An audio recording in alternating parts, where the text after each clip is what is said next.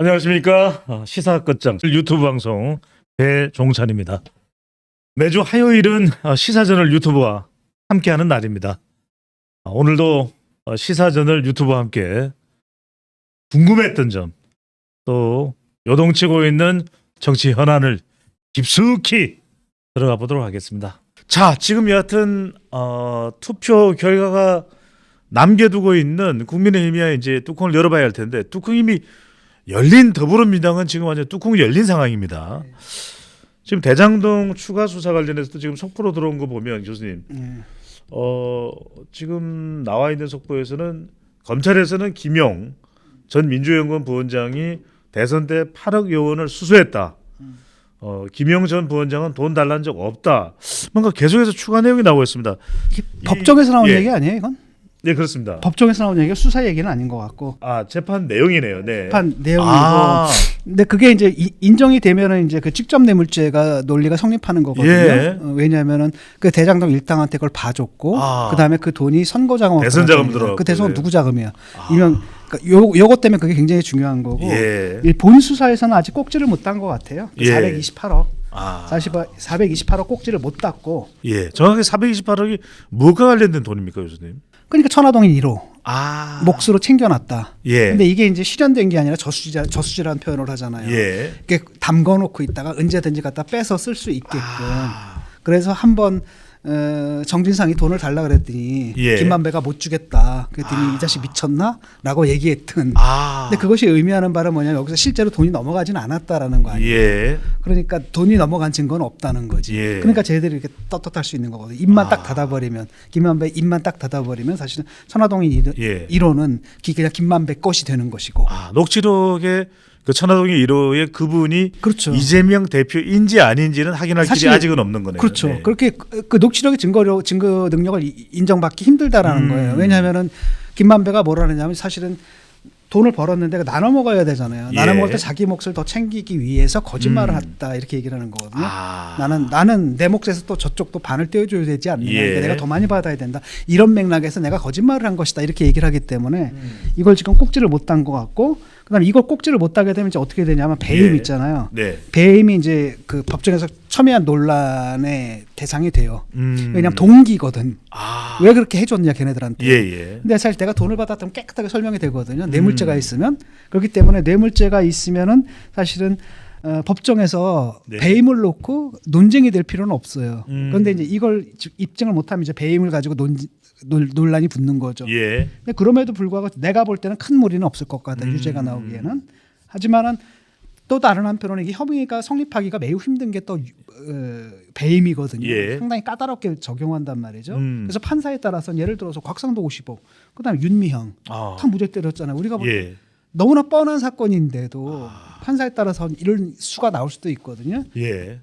그러니까 그 이재명이 그걸 좀 기대하는 것 같아요. 물증 없다. 그래서 그 누구죠?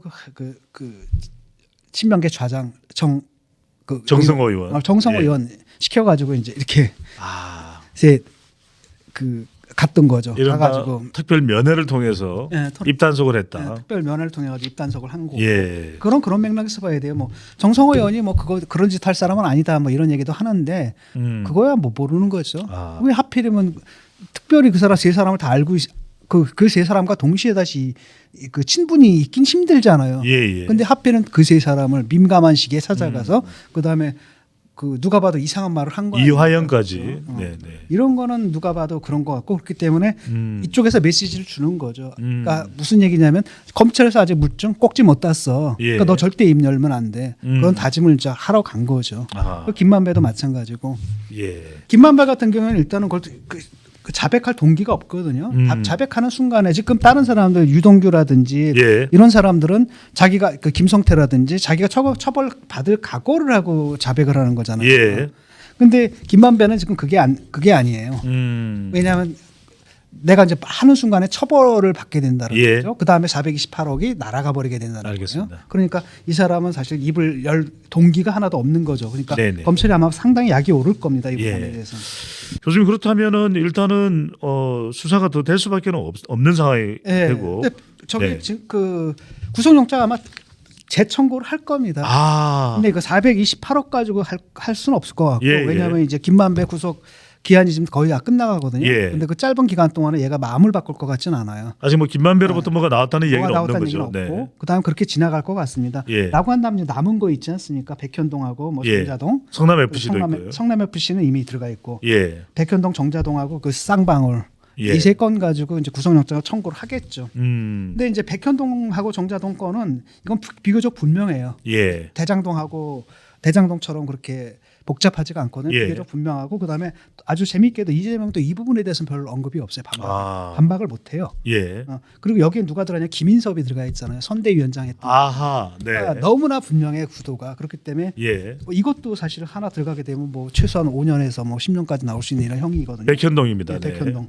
그게 뭐 정확하게 또 확인을 해봐야 되겠으면 뭐 아이돌 가수와 좀 연관이 있다는 그런 이야기도 있어요. 난 그건 못 들었어요. 네네. 네. 뭐 그런 이야기도 또 네. 보도가 되기도 했던 것 같습니다. 이런 그렇기 때문에 다시 이제 그 구속영장 청구를 하게 되면 체포영장을 신청을 하게 되면은 이게 다시 국회로 넘어가잖아요. 예. 그러면 이제 어떤 일이 벌어질지 모른다는 거고. 아. 이번에 사실 거의 방탄이 거의 뚫렸다는 게 보였단 말이죠. 찬성이 한 표가 더 많았습니다. 찬성이 오히려 한 표 더 많고 예. 지금 무효표 기권표 합하면 20표인데 그게 다 사실은 기권이거든요. 예. 근데 이 기권한 사람 중에 절반만 돌아왔으면은 찬으로 돌아왔으면은 그냥 가결이 돼버리는 거거든요. 예. 근데 지금 또 민주당 상황을 딱 보니까 이 개딸들 난리 바가지를 치고 있거든. 그래서 뭐 보이콧을 할 것이다. 체포 동의안이 오면 예. 아예 보이콧을 해서 아예 불가능해요. 그게. 아. 그게 이제 김용민이 하는 얘기인데 예. 보이콧을 해가지고 그러니까 쉽게 말하면 169명이 딱 빠져버리면은 예. 의결 정석수가 안 되잖아요. 그러니까요. 회의 자체가 네. 안 열린다라는. 그렇죠. 네. 근데 문제는 뭐냐면 그게 다음 회기가 되면 바로 또 자동으로 상정이 되거든. 아하. 그럼 그때도 안 나올 거야.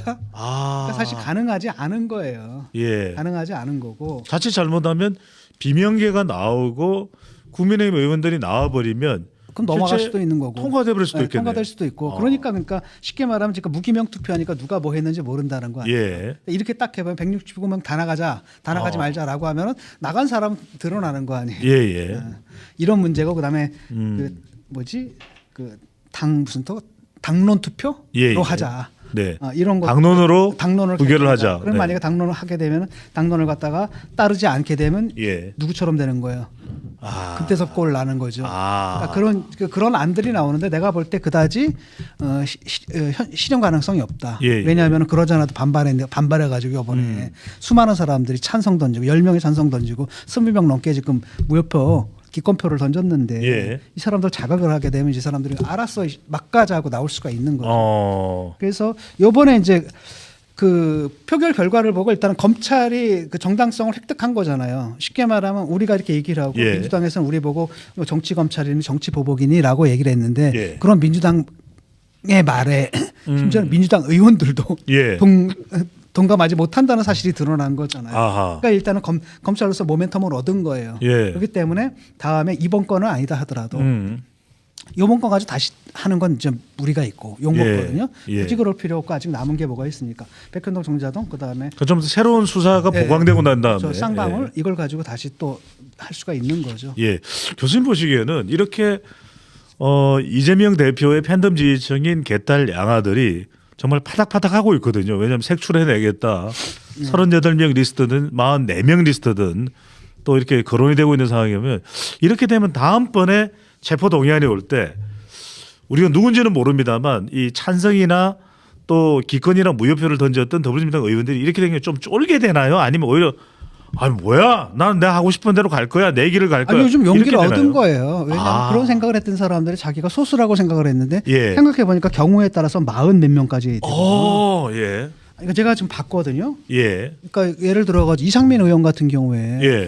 평소에 이재명 대표에 대해서 굉장히 비판적이잖아요. 예. 찬성했습니까? 부결했습니까? 그랬더니 자기는 부결에 당연히 표시했대. 아. 그러니까 이재명 대표가 사퇴를 해야 된다라는 의견이지만 일단 예. 그래도 제일 야당에 예. 대표에 대해서 체포영장이 나왔는데 내가 제일 야당 소속 의원으로서 예. 거기서 즉각 찬성하기는 뭐했다. 예. 그래서 부결표 던졌다. 이러고. 서른 의원도 부결 이야기하지 않았습니까? 그러니까요. 그렇다면 이 두 사람 또 빼면 누군가가 두 사람이 더 들어가 있다는 아니, 얘기라고. 우리가 모르는 거론되지 않았던 사람들이 그러니까 이재명 대표에게 반기를 들었다는 이야기네요. 지금 수학적으로 계산하면 39명이 반기를 든 거거든요. 예. 그쪽 그 민주당하고 친민주당 계열에서. 예. 그런데 문제는 뭐냐 이 두 사람을 또 더하면 뭐가 돼요? 41명이네요. 41가 되는 거죠. 야, 이건 심상치가 근데 않은 심지어는 거예요. 그런 얘기도 있어요. 뭐 예. 국힘에서도 예. 반대표 던진 사람이 있었다라고 하면 왜냐하면 그런 게 있잖아요. 국회의원들끼리는 예. 우리끼리 봐주자. 혹시 부결 안 되면 어떡하나. 또 뭐 여러 가지 이유에서 예. 뭐 그 가능성이 많지는 않지만 그런 사람이 있다면 사실은 이건 더 반란표의 수는 더 늘어나는 거고. 그러니까 내가 볼 땐 최소 41표. 예. 그러니까 41명이 지금 반기를 든 거죠. 이게 41명이면은 2016년 총선에서 국민의당 당선된 의원 수보다도 더 많은데요. 그렇죠. 이게 뭐가 문제냐면 첫째는 일단 공천 문제가 걸렸고 예. 그러니까 이 사람들이 이제 친명계 공천을 할 거라는 생각을 하는 거거든요. 예. 그리고 실제로 이재명이 이제 공천권을 줄 거고 예. 이번에도 우리 CBS의 논설위원 있잖아요. 김기환 논설위원. 예. 그 통화를 했다는 거 아니야. 통화를 했는데 이재명 측에서 말을 바꿨는데 예. 통화를 딱 했는데 첫 번째 절대 사퇴하지 않는다. 두 번째가 뭐냐면은 감옥에 한이 있더라도 사퇴하지 않고 감옥에 가서도 공천한다. 공천권은 내가 행사한다. 이런 의지가 뚜렷하다는 거죠. 예. 그래서 그 혁신인가 거기 민주당 혁신위에서 어떤 안을 냈냐면 20% 네. 당원 여론. 그러니까 이게 들어오게 되면 이제 뭐 공천 하나가 되는 거죠. 뭐 여기다가 다 친명계가 되는 거죠. 뭐 알려져 있는 그런 여론조사 전문가도 혁신위원회에 들어가 있더라고요. 그러니까 네. 이거를 하게 되면은 이거를 하게 되면 뭐가 되는 거냐면은 이제 쉽게 말하면 친문 강성들의 표, 예. 친명 강성들의 표. 가지고 공천에 영향을 행사하다. 왜냐하면 지금 민주당 나름대로는 시스템 공천이고 예. 별 의미는 없게 됐지만 그 시스템 내에서 지금 강성 당원들의 그 표심을 20%를 예. 쉽게 말하면 얘가 지구당에서 그러니까 지역위원회에서 잘하고 못하고 이거 아니라 그 배율을 낮추고 이걸 20% 넣어버리면은 마음대로 하겠다는 얘기잖아요. 결국. 예. 쉽게 말하면 시스템 공천이 있다 하더라도 사실상 공천은 이재명 마음대로가 된다. 예. 그래서 이게 문제가 되니까 그런 적 없다. 일종의 이재명 차원이었다. 브랜드 시스템 공천이 되겠네요. 아이디어 예. 차원이었다고 빼긴 뺐는데 아. 어쨌든 간에 이재명이 공천을 하게 되면은 뭐냐면은 이른바 비명계들의 이제 공천 학살이 있는 거죠. 예. 그 심지어는 뭐냐면 현역 위원장이 있는데 현역 지어진 위원장이 있는데 그 친명계란 이유로서 예. 원애들이 와가지고 거기서 훔친다는 거 아니에요. 마치 이거 내가 곧 접수할 거야 이것처럼. 예. 얘네들이 그래서 그러는 거거든요. 이 사람들이 얼마나 열받겠어요. 예. 그래서 그 부분에 대한 뭐랄까 반발이 있는 거고 두 번째는 예컨대 수도권 다선들 같은 경우에는 물론 이제 공천을 받겠죠. 예. 문제는 뭐냐면 지금 이래가지고 못하거든. 떨어지거든. 지금 서울 지역 어느 여론조사 보니까 거의 예. 더블 스코어 거의 20%가량 그렇습니다. 국힘한테 뒤지는 걸로 나와 있거든요. 한국 갤럽 조사 결과인데. 그러면은 뭐 선거 못 하거든요. 그러니까 이 사람들은 이제 당선 문제 이런 것들이 여기에 대한 우려가 이번에 예. 반발표로 나온 거죠. 알겠습니다. 지지율과 관련된 부분은 조금 이따가 더 구체적으로 깊숙이 들어가 보도록 하고요. 자, 물정 증거 이야기는 이제 이재명 대표도 많이 하는 이야기인데 교수님 그 성남 FC 건은 문건이 있는 거 아닙니까? 성남 FC 거는 비거적 분명해요. 그거는. 예. 그런데 왜 증거가 없다? 왜 물증이 증거 없다? 걔사람 항상 증거가 없다, 물증이 없다라고 얘기를 해요. 근데 예. 증거와 물증 다 있고. 예. 다만 이제 428억 그거는 꼭지를 못 단 것 같아요. 428억하고 그다음에 쌍방울에서 봤던 변호사 대납이 있잖아요. 예. 변호사비 대납. 이것은 그러니까 변호사비 대납은 내가 봐도 이건 실체가 없는 것일 수도 있어요. 대표님 나오는 이야기가 없습니다. 나는 네. 얘기가 없고 김성태가 이건 얘기 예. 안 하거든요. 다 털어놓는데 그렇다면 그건 실제가 아닐 수 있고 예. 사실상 변호사비 대납하는 방식이 그 이재명 쪽 그 변호사들을 갖다 사회 이사로 예. 해서 그 봉급을 주는 방식으로 이렇게 처리가 된 예. 것일 가능성이 또 크다. 관련 인사들이 있고 전환 자체가 네.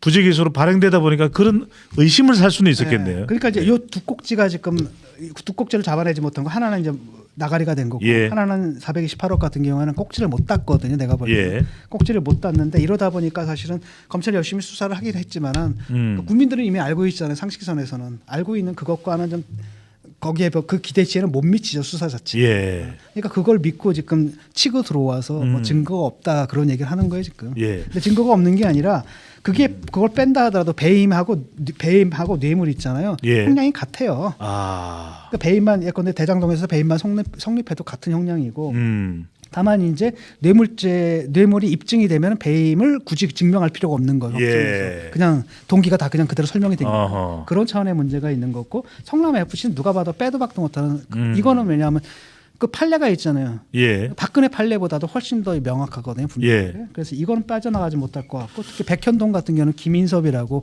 자기 선거 운동했던 예. 선대위원장 했던 이 사람이 지금 들어가 있기 때문에 네네. 그래서 이건 빠져나가기가 힘들다. 예. 교수님 이건 좀 여쭤봐야 될 것 그래서 같아요. 일단 내가 볼 때 예. 첫째 정치적으로 생명 끝났다. 끝났다. 왜 공직선거법 위반만 가지고도 이미 정치적 생명 끝나요. 예. 두 번째 내가 볼 때 구속은 된다. 그리고 유죄는 어떤 식으로든 유죄는 받는다. 예. 그다음에 상당히 중형을 받을 것이다. 예. 이건 분명하게 말할 수 있어요. 예. 교수님 이것도 궁금해 조금 여쭤봐야 될 게 여러분 교수님 방송을 본 분들이 좀 궁금해하는 부분인데 네.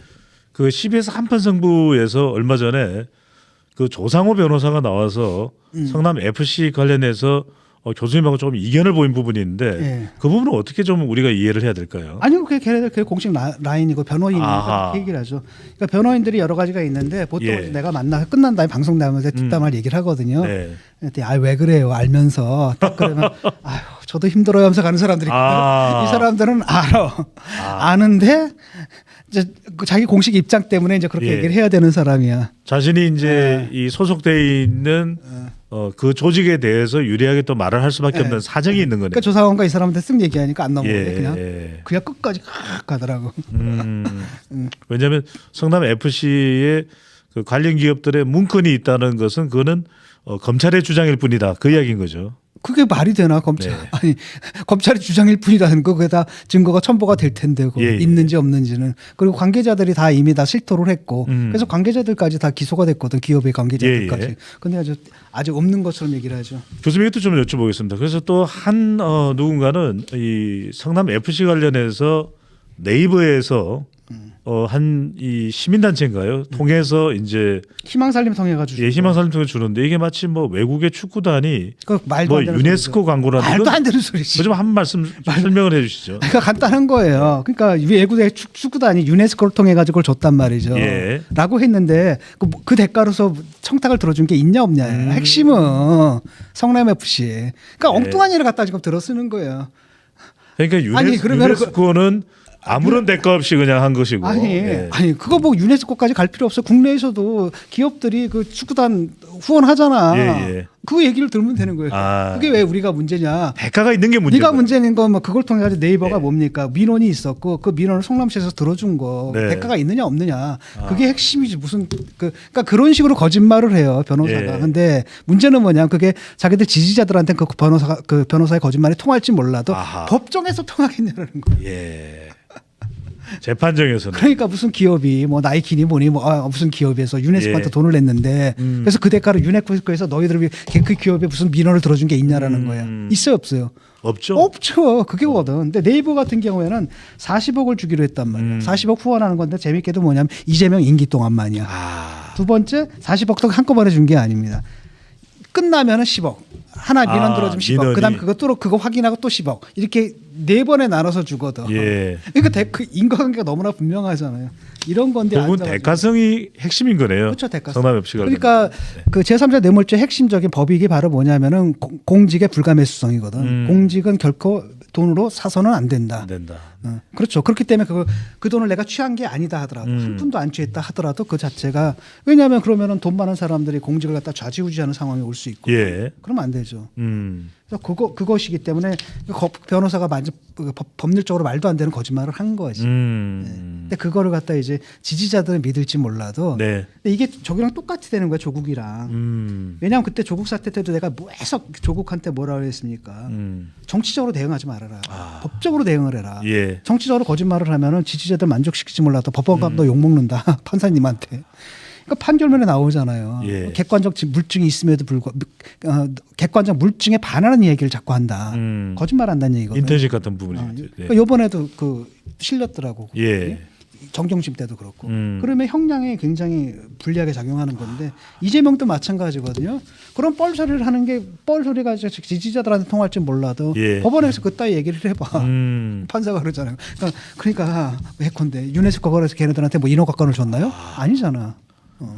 그게 그러니까 핵심이거든요. 적정하지 않은 비율을 들거나 할 경우 오히려 매를 번다 이런 식이 될 수 그렇죠. 있겠네요. 그 매를 버는 거고. 예. 그러니까 조국이 법정 안에 있으면서도 항상 얘기를 판사 앞에 하는 게 아니라 법정 밖에 지지자들을 향해서 하잖아. 예. 조국 들고 건강지 들고. 법정 드라마는 아닌데. 그러니까 결국은 뭐냐면은 결국 법정에서 뭐냐 자기만 손해예요 결국은 그게. 그래서 사실 아니 그 정경심의한 게 이게 5년씩이나 받을 죄 그런 형이야? 예. 그런 형을 받을 범죄인가? 난 그렇게는 안 보거든.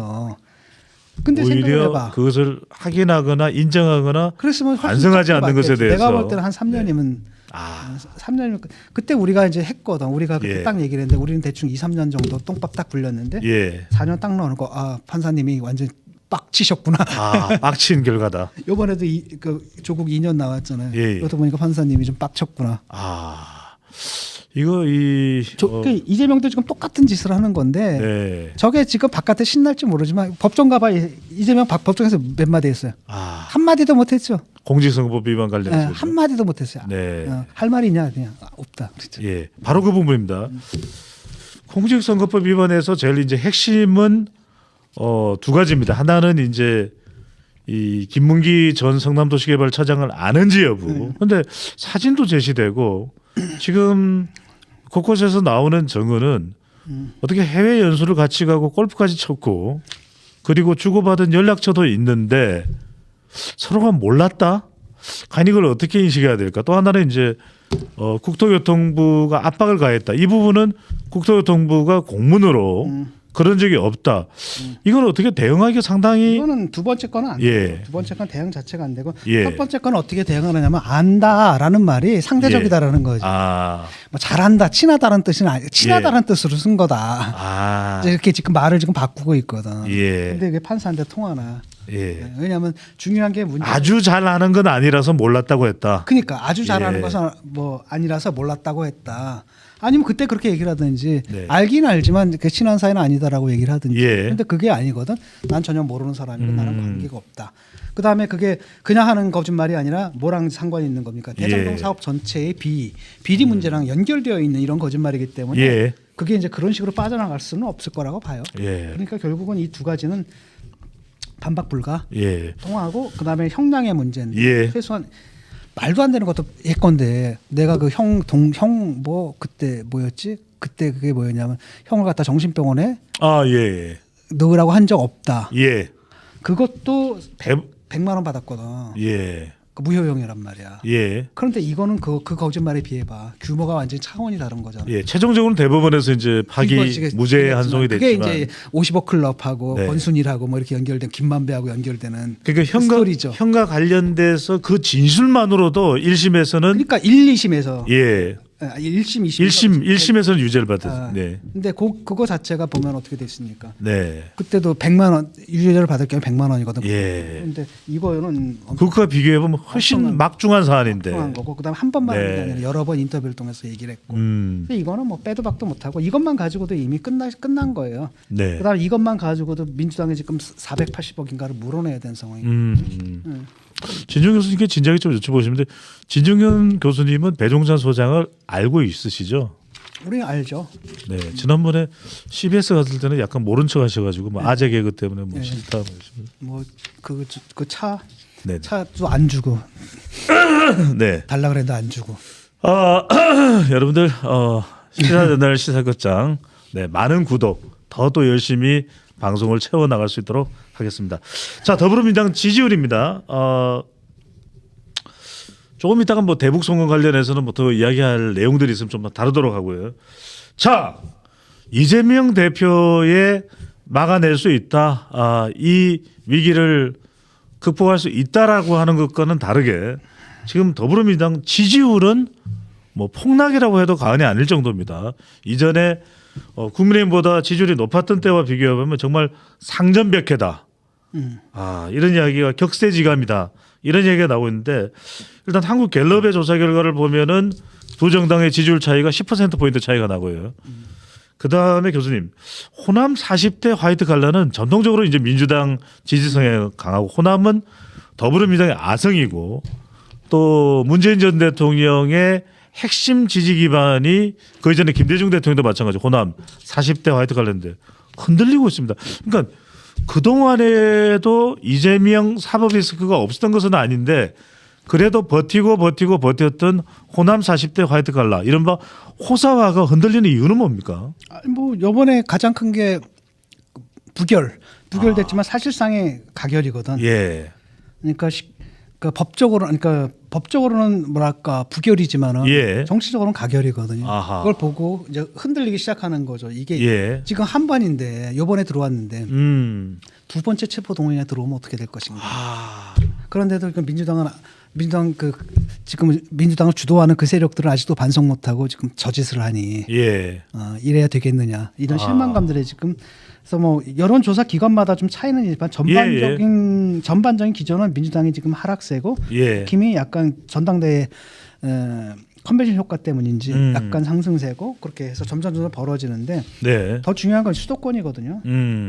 수도권에서 서울은 18%포인트 18% 한국 갤럽 기준입니다. 이건 선거 못하죠. 아. 이런 상황이거든요. 아니 근데 교수님 지난 2020년 총선에서는 서울에서 49곳의 지역구 중에서 민주당이 41곳을 싹쓸이했거든요. 네. 지금 더불어민주당 지도부 최고위원입니다. 정청래, 고민정, 장경태 모두 지역구 서울인데요. 거기는 이제 그 서울에서도 예. 민주당 강세 지역이 있고 항상 민주당만 되는 데가 있고 예. 그다음에 이제 비슷비슷한 데가 있고 예. 그다음에 아주 저쪽 강남 쪽으로 가면 항상 이제 국힘이 되는 데가 있고 예. 그 상황에서도 근데 전체 지지율이 18%면 이건 심상치 않은데요. 그러면 비슷비슷했던 데서는 다 넘어간다는 얘기거든요. 아. 그런 부분이죠. 물론 뭐 1년여 정도 남아 있습니다. 물론 뭐 선거 판세는 뭐 섣불리 단정할 수는 없습니다. 문제는 또 하나 충청입니다. 그거는 저 배종찬 소장이 잘 알잖아요. 이렇게 지역별로 나눠보고 이런 것들. 예, 예. 아니 근데 뭐 교수님이 이제 두루두루 뭐 특정 지역에 편중되지는 않으셨으니까. 근데 충청권 같은 경우에는 지난 지방선거 때 2018년입니다. 당시에만 하더라도 지난해는 다르지만 이 대전, 충남, 충북, 세종까지 싹쓸이를 했거든요. 예. 이렇게 이번에 좀 힘들지 않을까 싶은데. 바뀐 민심의 가장 큰 결정적인 이유는 뭐라고? 왜냐하면 민주당이죠 뭐. 충청은 대체적으로 좀 중도의 길을 걸어왔거든요. 네. 그런데도 한쪽으로 쏠리는 현상은 뭘까요? 뭐 같은 거예요. 그냥 사법 리스크고. 아, 그러니까 민주당에서는 이재명이 있는 한은 답이 안 나와요. 뭘 해도 답이 안 나와. 예. 뭘 해도 답이 안 나오기 때문에 빨리 이재명을 갖다가 정리를 해야 돼요. 음. 가장 좋은 방법은 이재명 대표가 사퇴하는 거죠. 네. 사퇴하는 것이고 공천권을 내려놓고 사퇴하고 음. 그다음에 사법 리스크 자기 개인 리스크로 가져가고 당에선 새로운 리더십을 만들든지 예. 아니면 뭐 비대위 체제로 가든지 네. 아직 시간이 있거든. 시간이 있으니까 그렇게 해도 하면 되거든요. 예. 교수님 계속 나오는 이야기는 뭐 이재명 대표가 사퇴 가능성이 있다 이런 이야기 나옵니다. 근데 당장이어야 할까요? 일각에서 나오는 9월 달이나 내년 총선에서 공천을 끝내놓고 뭐 사퇴하겠다. 절대 사퇴할 사람 아니에요. 아. 이게 압박 정말 웬만한 압박이 가해지지 않고서는 예. 사퇴할 인간이 아니에요. 아. 그거 사퇴할 사람이면 그 출마를 했겠어요. 예. 그리고 당 대표에 출마를 했겠어. 지금 와가지고 이재명한테는 지금 남은 건 딱 하나거든. 자기 예. 생존이에요, 생존. 나는 살아야겠다, 살아남아야겠다. 아. 그 다음에 내가 여기서 살아남는 이 게임에서 이기면은 예. 그 다음에 대권은 그냥 오는 거다. 이렇게 생각을 하거든. 그러니까 내가 볼 땐 굉장히 무망하고 황당한 거지만 예. 본인은 그거밖에 믿을 게 없는 거야. 예를 들어가지고 딱 가서 재판에 갔어. 근데 재판에서 만약에 이걸 이겼다고 생각을 해봐. 예. 무죄가 나왔다. 그럼 결국 자기가 뭐가 되는 거야? 윤석열 정권의 그 정치 탄압의 희생자가 되는 거야. 아. 그러면은 그것 때문에 이제 윤통이 된 거 아니야? 예. 자기도 이렇게 딱 간다. 어. 그 시나리오를 그리고 있는 거야. 심지어는 감옥을 간다 하더라도 구속이 된다 하더라도 법정에서 만약에 무죄가 나온다면 예. 중요한 혐의에 대해서 예. 나간다면 나는 간다. 어. 지금 이 생각을 하고 있을 거라는 거야. 그러니까 절대 놓지 않는 거죠. 그러니까 국힘이 좀 좋아하는 거예요. 그러니까 대법원 선고가 나올 때까지는 절대 생각을 돌릴 일은 없겠네요. 네, 생각을 돌릴 일 없는 거고 그러니까 입장 바꾸는 거 생각해봐요. 예. 본인이라도 아마 그러지 않을까. 왜냐하면 내가 살 길은 그거밖에 없는데 당이야 뭐가 되든. 왜냐하면 이제 공적 마인드가 투철한 사람 같으면 예. 예를 들어서 저처럼 나처럼 공적 마인드가 투철하다면 싸움을 하기 전에 피해가 가기 전에 학교에다 사표 내고 당에서 탈당계 내고 깔끔하게 정리하고 예. 내 개인으로 싸우잖아. 근데 그런 사람 아니거든. 아. 그 신경 안 쓰거든. 오로지 나야. 예. 그다음에 나의 생존이고 나의 대권 이 두 가지예요. 네. 그러니까 둘 중에 하나다. 내가 생존하면은 대권인 거고. 그렇죠. 음. 그러니까 생존을 해야 되는 거예요. 예. 생존을 위해서 수단과 방법을 가리지 않고 음. 지금 하는 거고. 지금 보다 보면 이제 개딸들 만류하고 나섰잖아요. 예. 이것도 왜냐하면 개딸들이 설치게 되면 다음에 열받는단 말이야. 비명계들이 더 열받아. 아. 그래서 두 번째 체포동의안 나오면 몽땅 다 이번에 찬성 던지는 거지. 아. 그러니까 제발 분열의 정치보다 더 강한 게 예. 통합의 정신이 뭐 있다 얘기를 하는데 그 동안에 개딸들 선동한 게 누구야? 자기거든. 아. 개딸들 준동하는 거 덕을 가장 많이 본 게 누구야? 자기잖아. 예. 그렇잖아요. 근데 이제 와가지고 그걸 갖다 말리는 척을 하는데 네네. 그 말리는 그 언어를 잘 들어봐요. 예. 뭐라고 얘기를 하냐면 41명인가 40 몇 명이에요. 아. 44명. 44명 리스트. 중에서는 예.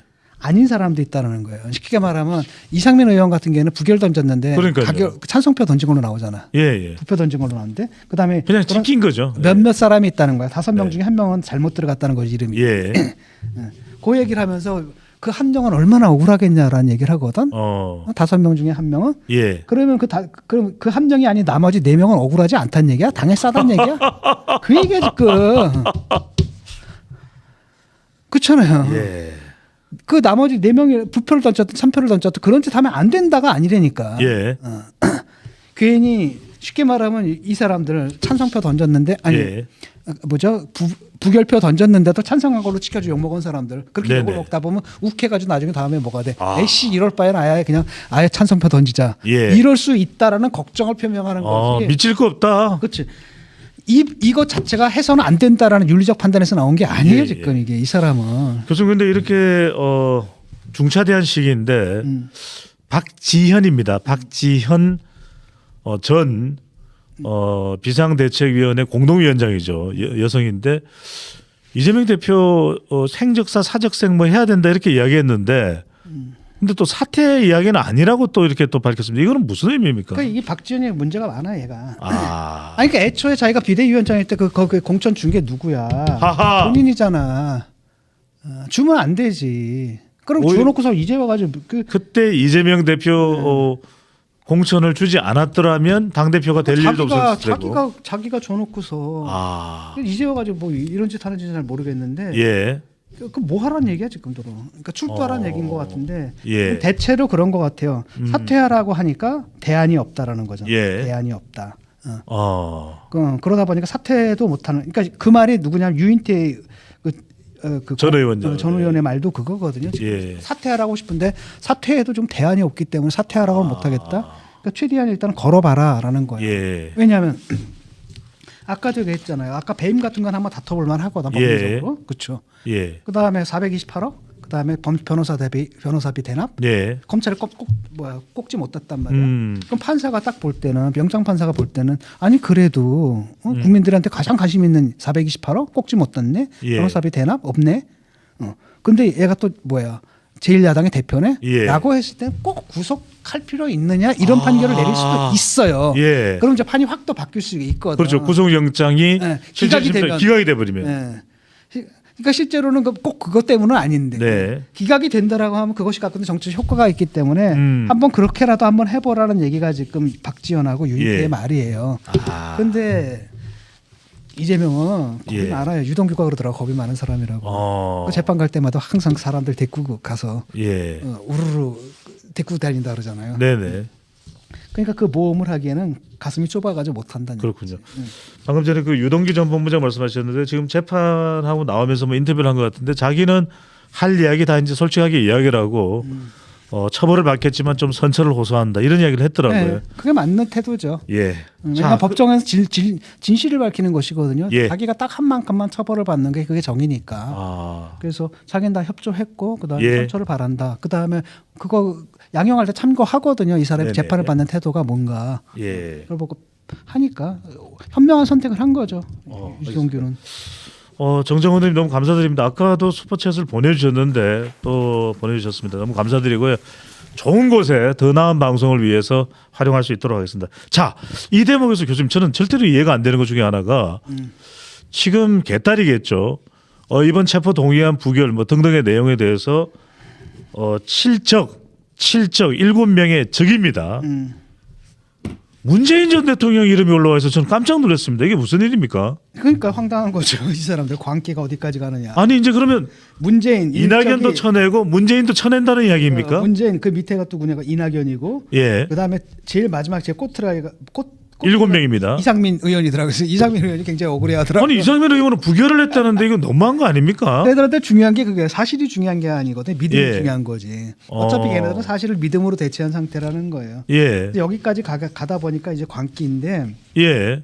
말이 개딸이고 뭐 재명이네 동네 예. 이런 애들 딱 보게 되면 그 어디까지 가냐면은 옛날에 그 손가락 혁명군 예. 송가혁. 송가혁인가? 그러니까 2017년 대선 때 좀 서러움을 당했던 그 부분을 지금 울분을 토해내는 거다. 애들이고 걔네들이 되게 이제 경기동부연합 쪽 애들이. 예. 그러니까 경기동부연합은 뭐냐면 NL 중에서도 제일 지랄맞은 NL이에요. 예. 그러니까 NL이 예컨대 저쪽 인천 쪽이나 울산 쪽은 노동 현장하고 같이 가잖아요. 예. 노동 현장하고 같이 움직이면은 예. 사람들이 굉장히 현실적인 판단들을 해요. 음. 그다음에 왜냐하면 이념에 따라서 움직이는 게 아니라 그때 예. 그때 그날 터지는 현안에 따라서 대응을 해야 되기 때문에 사람들이 이제 리얼리스틱하거든요. 예. 그랬는데 그게 아니라 경기동부연합 저 성남 쪽이거든. 아. 그러니까 공단이고 아무것도 없거든. 예. 이념화되는 거예요. 그러니까 거기서 누가 나오냐 이석기 같은 이상한 애들이 나오는 거야. 통진당이군요. 통진당 뭐 이런 애들. 아. 그러니까 그게 이제 그 이재명이 저기가 없어요. 운동권이 예. 아니야. 아. 운동권 지분이 없거든. 예. 근데 그 와가지고 걔랑 붙어서 이제 운동권 그의 지지를 받은 거고. 예. 또 다른 한편으로는 뭡니까? 민주당 적자도 아니잖아요. 예. 그래서 이화영 통해서 누구랑 이해찬이 내가 얘기했죠. 그 오늘 신문 어저께 신문에 이른바 났더라고요. 3D 연합이 구성이 그렇죠. 되네요. 이해찬, 해가지고 이재명, 이화영으로 연결되는. 그래서 민주당에 들어와서 이제 당 대표까지 하게 되는. 예. 이게 이제 이재명은 사실은 원래 민주당 사람도 아니고 민주당의 주주도 아니고 아. 운동권하고는 운동권 아무 관계가 없는 애예요. 예. 그런데 자기를 위해서 움직여줄 사람들을 끌어들이는 방식이 이재명은 예. 뭐냐면 공권력을 갖잖아요. 인허가권이 예. 여러 가지 생기잖아요. 그래서 애들한테 이익을 확실하게 보장해줘요. 아. 이익을 확실하게 보장해서 자기를 위해서 싸우게끔 만들고 예. 자기를 위해서 싸우는 게 그들의 생활이 되게끔 만들어. 아, 일상이 되도록. 그 일상이 되게끔. 그래서 자기를 도와주지 않으면 밥줄이 끊어지는 상태를 만들어 놓고 예. 저절로. 아. 그러니까 전 나는 그렇게 하거든. 저 사람이 논리적으로 말이 안 되는 얘기를 계속 하잖아. 그럼 예. 아, 이거는 관념론의 문제가 아니야. 유물론이야. 아. 유물론이야. 이렇게 생각하면 되거든요. 예. 얘네들이 좀 그렇잖아. 말이 워낙 안 되는데도 그냥 예. 끝까지 가잖아요. 라고 했을 때는 이 끈적끈적함은 단지 이념, 이데올로기 아니면 이런 차원의 문제가 아니라 예. 더 깊은 차원의 유물론적인 문제다. 왜냐하면 그러니까 지금 이재명이 벌인 사건들 다 보세요. 예. 모든 게 그거지. 인허가권을 가지고 예. 나눠주는 거잖아요. 다 나눠서 자기 편들게 만들고. 자기 교수님 그 김용 전 민주연구원 부원장도 성남시의원 출신 아닌가요? 그렇죠, 다 그거고. 그다음에 그러면- 정진상도 원래 예. 저쪽 경상도 쪽 NL 쪽 애고. 그러니까 정진상 같은 경우가 킹메이커예요, 애초에. 그 나오지 유동규라는 거 보면 예. 이렇게 의형제 맺으면서 뭐야 성남시장 선거 막 하면서 심지어 그때 벌써 뭐라 그래 대통령 만들자 이렇게 나오잖아요. 아, 그러니까 이재명은 원래는 운동권도 아니고 예. 저쪽 그 민주당 주주도 아니거든요. 음. 그러니까 운동권이나 여기서 하려면 나름대로 리더십이 있어야 돼요. 예. 그렇죠. 아. 예컨대 뭐. 그 리더십들이 있어야 되거든. 예. 민주당의 내에서도 거기서도 정치력을 인정받아야 되는데 예. 그게 전혀 없는 사람이야. 아. 그러니까 이제 업어버리는 거지. 그 운동권 애들 업어버리고. 예. 그래서 지금 보면 얘네들이 움직이는 걸 딱 보면 옛날에 NL 애들 그 멘탈리티거든요. 아. 직접 뭐 이러잖아. 그다음에 문재인까지 딱 찍은 건 바로 옛날에 친명하고 누구예요? 예. 친명계하고 친문계가 붙었었잖아요. 아. 그때 그 친문은 뭐라 그러냐면 뭐라 그랬다 문바라 그랬나? 그렇죠. 문바들이 손가락 송가혁. 한번 완전히 네. 2017년입니다. 거기에 대한 뭐가 남은 거예요. 예. 감들이 이제 남아. 해경군 김씨 사건도 그렇죠. 있었고. 그걸 가지고 지금 얘기를 하는 거죠. 아. 그다음에 이낙연은 왜냐 이 대장동 사건을 제일 먼저 터뜨린 게 누구야? 예. 이낙연 쪽이거든. 그쪽에 아하. 숨겼는데 이낙연은 같은 당 사람이니까 예. 망설였던 것 같아. 이걸 확 터뜨릴까 말까 하다가 그냥 밑으로만 흘려버린 거예요. 예. 그래서 그걸 언론에서 받아가지고 터져버린 거죠. 그러니까 얘네들도 그걸 아니까 이제 둘은 찍혔는데 나머지는 뭔지는 모르겠거든. 예. 그러니까 이걸 보면은 이런 문화 있잖아요. 딱 예. 하고 그다음에 결사보위. 아. 결사보위. 이것도 NL 문화거든요. 예. 그러니까 그 민주주의적 마인드가 아니잖아요. 음. 그다음에 이견을 가진 사람 몽땅 다 처단해서 쫓아내자, 아. 배제하자, 출당시키자 예. 이런 것들도 자유민주주의적 마인드를 가진 사람들이 생각할 수 있는 게 아니잖아요. 왜냐하면 하하. 우리는 당이다라는 게 수많은 이견을 가진 사람들이 있고 거기서 막 툭탁툭탁 해가지고 결국 선거를 예. 통해가지고 딱 결정을 내고 이런 거잖아요. 그러니까 당에도 주류가 있고 비주류가 있고 한 사안에 대해서 이런 의견 가진 사람은 예. 너무나 당연하게 생각해야 되는 음. 이지적 구성 그걸 못 참아내거든. 아. 거의 그 유일당 취향이란 말이죠. 그러니까 단일 대우로 가야 된다. 네. 단일 대우로 가고 그다음에 예. 또 그 뭐냐면 지도자 숭배가 있어. 아. 이 당은 그 지도자의 것이다라는. 예. 우리가 생각할 때는 이재명 너 하나 때문에 당이 이게 뭐냐? 당을 위해서 네가 후회해야 되잖아. 예. 근데 북한 한번 생각해봐요. 당보다 뭐가 중요해? 지도자. 그치. 그러니까 거기서부터 기본적으로 정치 교양 자체가 그렇게 되다 보니까 예.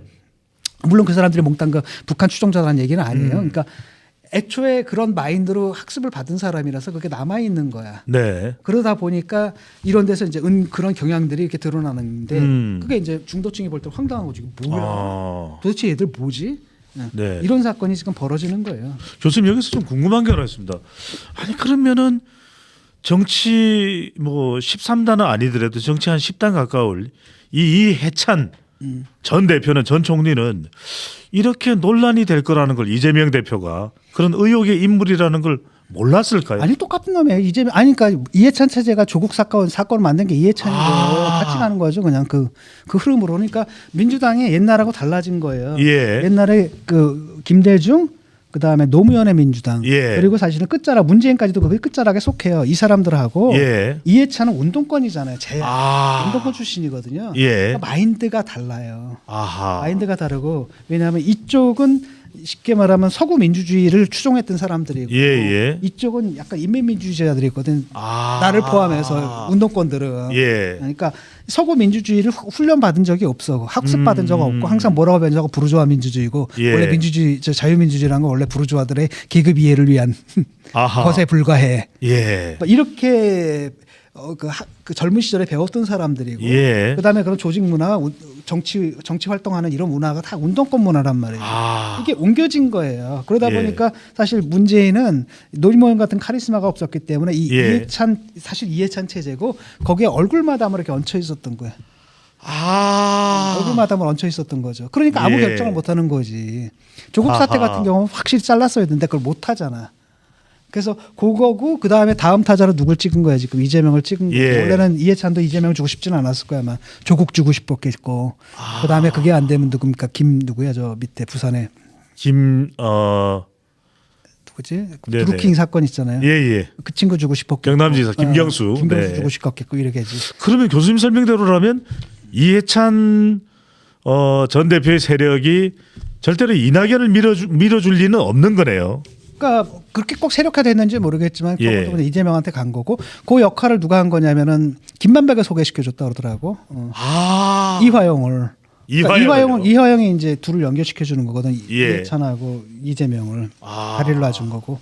그거 내가 몇 달 전에 여기서 얘기를 했는데 예. 어젠가 그젠가 보니까 그 얘기가 나오더라고. 야.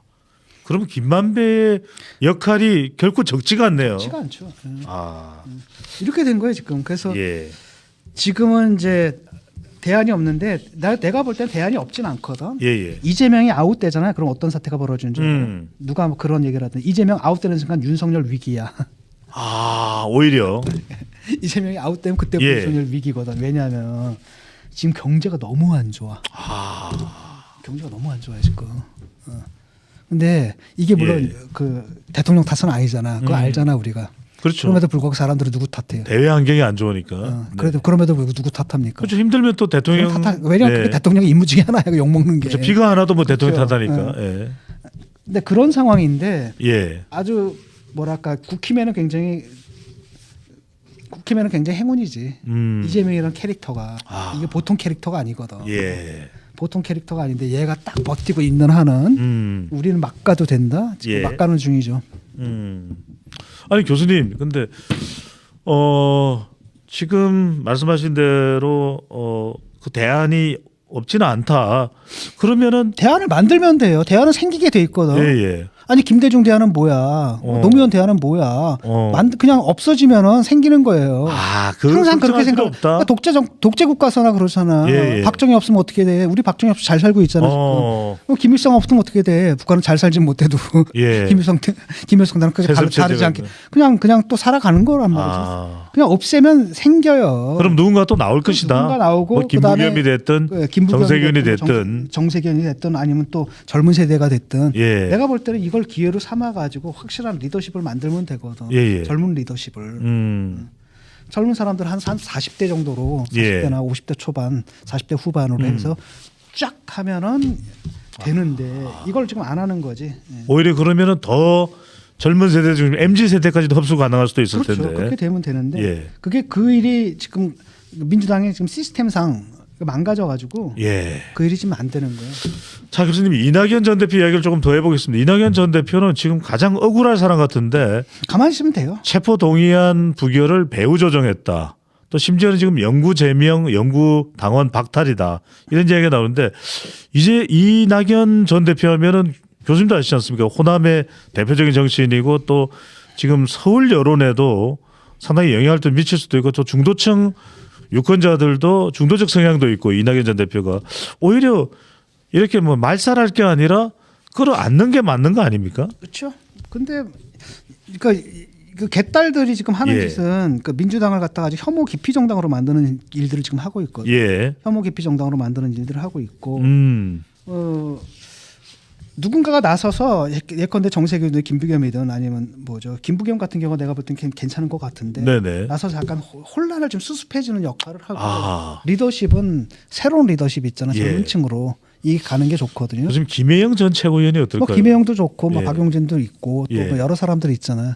젊은 층들을 해서 좀 이렇게 리더십을 만들어주면 되는 거거든요. 만들어주면 되는데 지금 민주당이 그거 할 수 있는 상황이 아니에요. 지금 왜냐 지지층이 다 망가졌거든.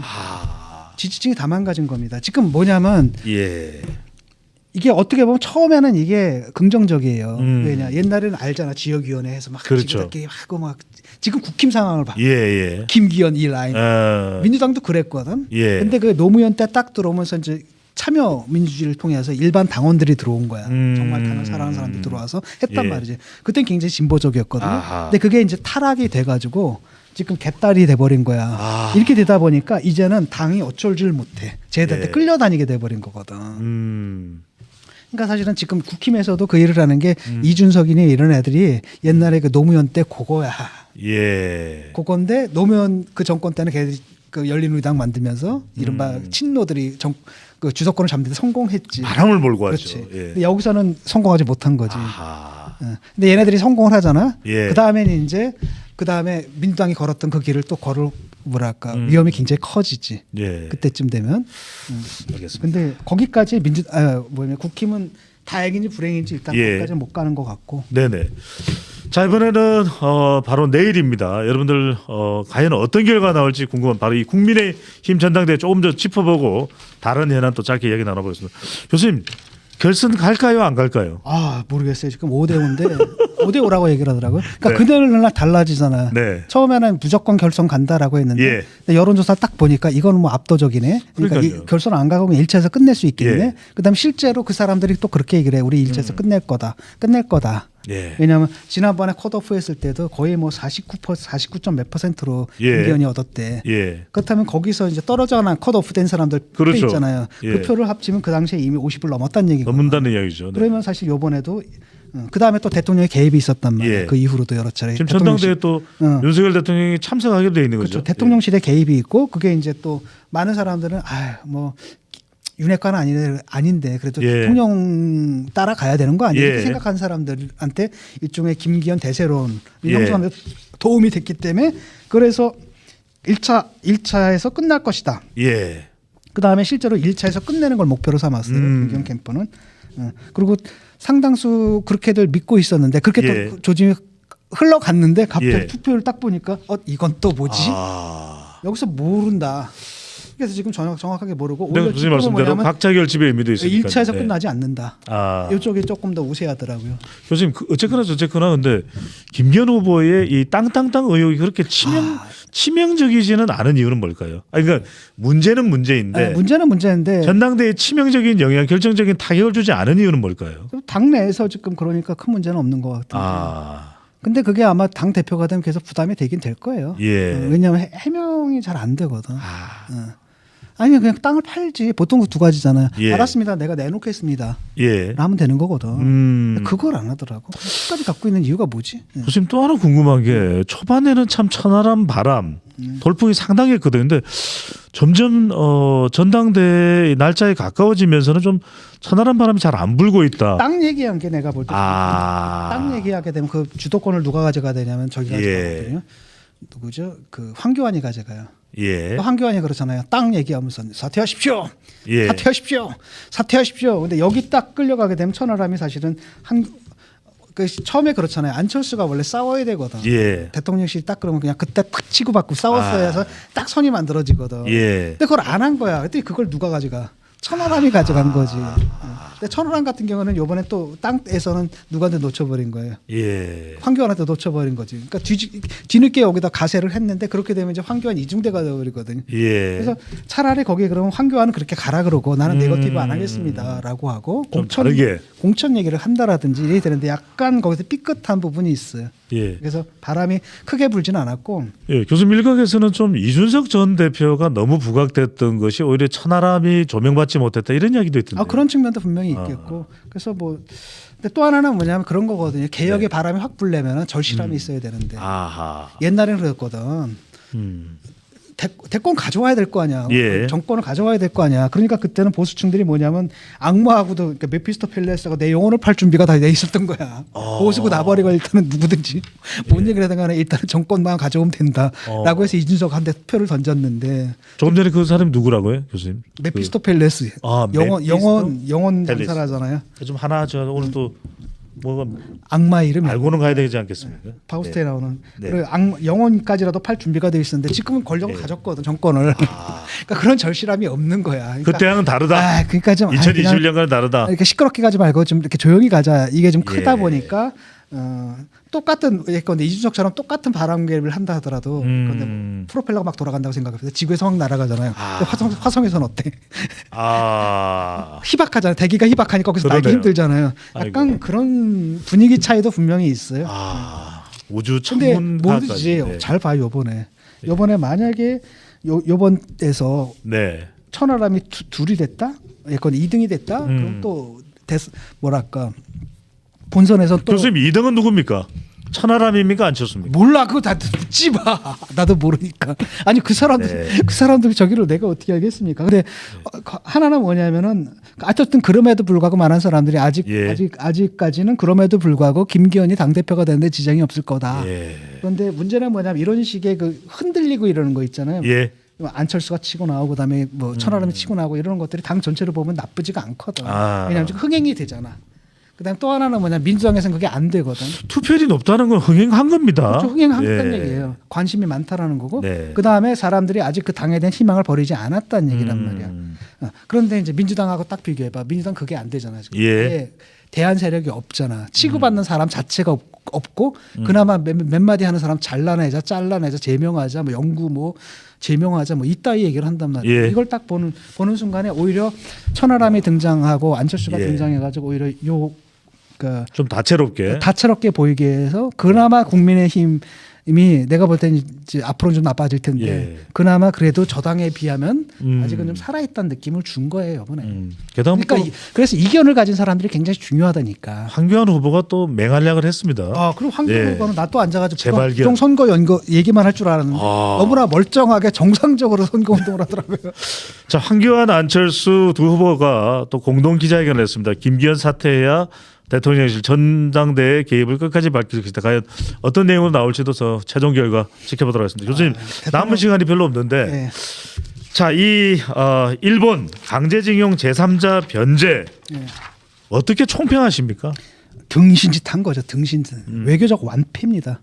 일본에서 하자는 대로 다 들어준 거거든요. 징용경 문제, 그다음 두 번째 위안부 문제, 예. 그다음에 세 번째가 뭐냐면 아마 이제 오염수 문제가 나올 거예요. 아. 이거 몽땅 다 다뤄주는 거고 일본은 일본 정부 예. 아무것도 안 해도 돼. 아. 그다음에 그 반도체 그거 있잖아요 소부장 네. 이거 수출 규제. 수출 규제한 거 있지 않습니까? 예. 이것도 지금 어떤 조건이냐면 우리가 WTO 제소를 제소했던 걸 포기해야지 들어준다는 거예요. 그 다음에 뭐냐면 이 앞에 사건하고는 아무 관계 없다라는 거거든. 예. 그러니까 완패한 거예요. 그러니까 WTO 제소를 갖다 풀어줄 필요가 없는 게 이거 가면 우리가 이기거든. 왜냐면 이건 누가 봐도 경제 뭡니까 안보랑 아무 상관없잖아. 그렇죠. 네. 확실히 보복이고 그 다음에 아베가 지입으로 보복이라고 얘기를 했고 그랬죠. 그렇기 때문에 가만 놔두면 우리가 이기는 건데 이걸 왜 제소를 갖다 안 해? 하하. 이겨야지. 이걸 포기하고 그 다음에 뭐 쉽게 말하면 쟤네들 저거 수출 규제해가지고 우리가 얻는 실익이 뭐야? 이미 다 정리된 거 아니야? 예. 방금 오히려 뭡니까 소부장 산업을 키워 국산 부품화가 국산 상당히 부품화해가지고 진척됐고, 진척돼 네. 있는 상황이고 네. 나쁘지 않단 말이지. 아하. 근데 이걸 왜 이렇게 하는지 모르겠다라는 거고요. 이거는 지금 일본 정부는 아무것도 안 하는 겁니다. 예. 아무것도 안 하는 거고 그러니까 완패예요 완패. 그러니까 등신짓 한 겁니다. 예. 그러니까 셔틀 외교 복원한다는데 그게 네. 왕 셔틀이야 왕 셔틀. 아. 그 대통령이 이제 그 왕 셔틀을 당하는 거지. 일본 일진한테. 아, 이게 학교 폭력하고도 또 연결되네요. 그렇죠. 일진하고 완전히 가가지고 담대한 예. 결단으로 몽땅 다 내준 거야 지금 이거. 아. 뭐 앞으로 독도도 내주지 그래? 응? 한일 관계 걸림돌이다라는 게 있을 수 있어요. 아. 이렇다고 해서 한일 관계가 없는 게 아니거든. 일본 애들은 아직까지 독도도 예. 계속 시비 거는데 예. 그렇다고 우리가 무슨 한미 군사 협정하고 뭐 이런데 문제가 있습니까? 안 되잖아요. 자꾸 이렇게 구멍이 커지면 안 되니까. 해결이 안 되면 내버려 두면 돼요 그냥. 예. 그걸 갖다 왜 자꾸 해결하려고 그래? 아. 그러니까 일본 도장 찍으려고 그러는 거거든. 교수님 그건 어떻게 보십니까? 미국이 상당히 영향을 줬다. 그러니까 미국은 그 상관없잖아. 미국은 우리 국익하고 상관없는 거잖아. 미국의 입장에서 뭐냐면 미국은 한미 군사 동맹을 만들려고 그러거든. 예. 쉽게 말하면 미국이 제일 위고 그 밑에 일본이 있고 그 아래 하위 동맹으로서 한국이 있는 거거든. 아. 근데 지금은 어떤 거냐? 미국이 있고 예. 큰 아들 일본, 작은 아들 한국이야. 예. 이랬는데 이걸 갖다 이렇게 바꾼다는 거예요. 아. 그래서 자기가 하던 역할을 누구한테 주는 겁니까? 일본한테 주려고 그러거든. 자기들 부담을 줄이는 거. 그렇지. 자기 경제적 부담을 주고. 예.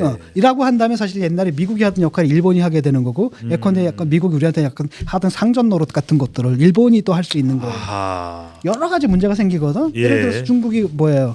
센카쿠 열도 있잖아. 예. 거기를 침략을 한다. 센카쿠 열도입니다. 네. 침략을 한다라고 한다면 일본군이 들어가겠지. 아. 그럼 우리가 군사 동맹이니까 자연스럽게 거기 가서 또 중국하고 하하. 전쟁을 해야 되는 상황이 있는 상당히 거고. 난감한 상황이 될 수도 또 있겠네요. 하나는 뭐냐면 일본은 뭐라고 생각하냐면 우리 예. 헌법을 인정을 안 해요. 우리 헌법에 따른 북한까지도 우리 영토잖아. 예. 그런데 우리 허락받지 않고 북한을 공격하겠다고 얘기를 하거든. 음. 그럼 일본이 북한을 공격하게 되면 우리는 자동적으로 전쟁에 끌려가는 거잖아. 하하. 그다음에 또 하나는 우리 헌법상 거기가 우리 국토인데 예. 일본이 거길 가게 되면 어떻게 되냐는 이런 문제가 있는 거거든. 복잡한 문제가. 그렇기 때문에 적절하게 한미일 군사 협력은 하되 예. 적절하게 선을 그어야 되고 미국의 이 국익하고 우리 일본의 국익 그다음에 한국의 국익은 다르다는 생각을 해야 되거든. 예. 그거 없이 그냥 몽땅 다 퍼준 거야. 그래서 이거는 완전 일본한테 봉잡힌 거고요. 그다음에 미국한테 뭐 때문에 봉잡혔냐면 또 반도체, 아. 그 자동차 또 봉잡혔었잖아요. 예. 그 2차 전지. 담대한 결단으로 아마 다 내줄 겁니다. 아. 이게 그러니까 왜 그러냐면 자꾸 북한 그래도 북한 하니까 한미일 군사 예. 강화시켜야 돼. 그러니까 그 걸림돌을 없애야 돼라고 하면서 우리 국익을 다 내주는 이런 식의 그 행동을 하는 거죠. 아하. 이거는 진짜 등신짓이죠. 이런 얘기를 누가 못해 다 대줄 거예요. 그래서 저가 좀 굉장히 화가 나더라고요. 그러니까 앞으로 꼭 나올 겁니다. 그러니까 문제는 뭐냐면 이게 될 수 있느냐? 예. 힘들어요 법적으로도. 대한민국 사법부에서 판단을 내렸거든요. 대법원에서요. 네. 이 문제 징용권 문제는 65년 협정으로 해결된 게 아니라고 대법원 판결이에요. 우리나라 예. 대한민국 사법부란 말이죠. 그 판결을 행정부는 어떻게 되는 겁니까? 집행을 해야 되는 거거든요. 예. 집행을 못 하겠으면은 놔두면 돼. 동결시키면 되는데 그걸 왜 자꾸 해결하려고 그러는지 모르겠거든. 일본은 그걸 요구한단 말이지. 근데 예. 그런 압력을 받는 것은 양쪽이 다 받아요. 미국에서 그래서 일본에도 압력하는 거고 한국에도 압력을 넣는 거거든. 니들 좀 사이좋게 지내라. 예. 근데 일본은 신경 안 쓰거든. 미국이 압력을 넣든 간에 무조건 자기 입장을 강한 거. 아. 여기서 그냥 다 쥐고 들어가 주는 거란 말이지. 근데 미국이 어차피 사이 좋아지면 좋아한 거니까 환영 그 내고 예. 미국의 국익에 부합하지 몰라도 우리 국익엔 부합하지 않는 거예요. 음. 근데 대한민국 대통령이 누구의 국익을 지켜줘야 돼요? 대한민국 국민. 대한민국 국익. 네. 일본의 국익을 지켜주는 게 아니라 미국의 국익을 지켜주는 게 아니라 우리 그러니까 한미일 관계를 돈독히 하는 가운데서도 네. 이해관계가 다르다라는 거. 그래서 우리 국익을 철저하게 지켜야 되는데 그런 태도가 안 보이는 거예요 지금. 그게 이거 완전 등신짓한 겁니다. 지금. 우리 교수님께서 이렇게까지 또 왜 이렇게 서둘러? 가만히 있으면 되거든. 그다음에 패를 다 읽힌 거야. 예. 이걸 갖다 미리 다 알려주니까 일본에서 오 좋네 그랬다는 거 아니야. 네. 그 말이 되는 소리를 해야지. 헤어질 결심이 아니라 다 내줄 결심이 아니냐라는 또 그러니까 그 전 정권이 갖고 있었던 민족주의 편향이 있거든. 예. 그 편향에서 어디로 가는 거냐? 국가주의 편향으로 가는 거예요. 그러니까 민족 문제가 없어지는 양극화되는 거거든. 양극화가 되고 그러다 보니까 어떤 일이 생기는 겁니까? 대통령 3.1절 담화가 3.1절이 아니라 친일절이 되고 3.1절 날 갑자기 그냥 뭐가 달립니까? 태극기가 아니라 일장기가 걸리고 이런 사태가 벌어지고 이러게 아마 대통령이 그런 시그널을 줬기 때문에 그런 사태가 앞으로 계속 벌어질 거고 가장 중요한 게 뭐냐면 그 밑에 예. 식민지 근대화론이 깔려 있거든요. 식민지 네. 근대화론이라고 이게 그 한국 극우고 일본 덕분에 대한민국이 근대화를 할 수 있었다. 말도 안 되는 그런 얘기를 지금 하고 있는 거예요. 일본이 준 돈으로 배상금을 받아서 포스코도 만들어지고 경부고속도로도 닦지 않았느냐 이런 그렇죠. 논리로 우리가 연결될 수 있다는 갚았어요, 말씀이죠. 그거 다. 무슨 차관 들려온 거 가지고 뭔지. 예. 그러니까 그 또 하나는 뭐냐면은 네네. 그러니까 우리가 그 일본이 우리 경제에다 해준 게 있다? 오케이. 예. 그렇다면 우리가 일본에 매겨 살려준 게 어떤데? 지금까지도 네. 지금 우리가 보던 대중흑자를 갖다 몽땅 다 대일적자로 다 갖다 주고 있는 거잖아요. 일본 경제에 우리가 기여한바가 얼마나 큽니까? 이게 이런 문제인데 뭘 해주고 말이 안 되는 얘기를 하는 거고 그다음에 이걸 비교를 해야 돼요. 근대화된 걸 갖다가 네. 그러니까 식민지 시대 근대화했는데 문제는 뭐냐 우리가 일본에 먹히지 않고 우리 스스로 근대화했다면 어떻게 됐을까를 비교를 해야 되는 거예요. 그다음에 뭘 근대화를 해 우리가 1945년 해방 전후 예. 딱 해방된 직후에 대한민국의 상태가 어땠냐 전 세계 최빈국이었어요. 그렇죠. 뭘 얼어 죽을 무슨 근대화를 해줬다고 또 전쟁으로 또 폐허가 됐고. 아니 그러니까 이미 1945년에 예. 세계 최빈국이었어요. 말이 되는 소리를 해. 그다음에 일본이 없어지고 네네. 지금 어디가 됐습니까? 우리가 지금 일본보다 지금 GDP가 1인당 GDP가 예. 높아졌단 말이에요. 일본 없는 상태 속에서. 네네. 그런데 앉아가지고 그 사람들 뭐냐면 한국인은 완전 조선민족은 능력이 안 된다. 그렇기 때문에 일본의 도움을 받았어야 된다. 이런 사고방식들이 깔려 있거든. 예. 이 극우들이거든. 예. 그러니까 이게 그 이번에 대통령 그 친구라는 사람이 앉아가지고 또 뻘소리를 하고 있거든. 그런 사람들한테 아주 술 먹으면서 그따위 얘기를 하는데 술 먹으면 술자리에서 한 얘기가 지금 나라의 정책에 대해서 외교 정책에 대해서 나면 안 되지. 예. 교수님 오늘 저기 CBS 한판 승부는 안 가셔도 되는 겁니까? 오늘 가요. 지금. 네, 알겠습니다. 자, 여러분들 지금까지 대한민국 최고의 농객 진중근 교수님과 함께했고요. 여러분들 내일 이번 주만 변경이 있습니다. 내일 시사톡톡 김경률 회계사와는 내일입니다. 10시 10분에 만나겠습니다. 감사합니다. 고맙습니다.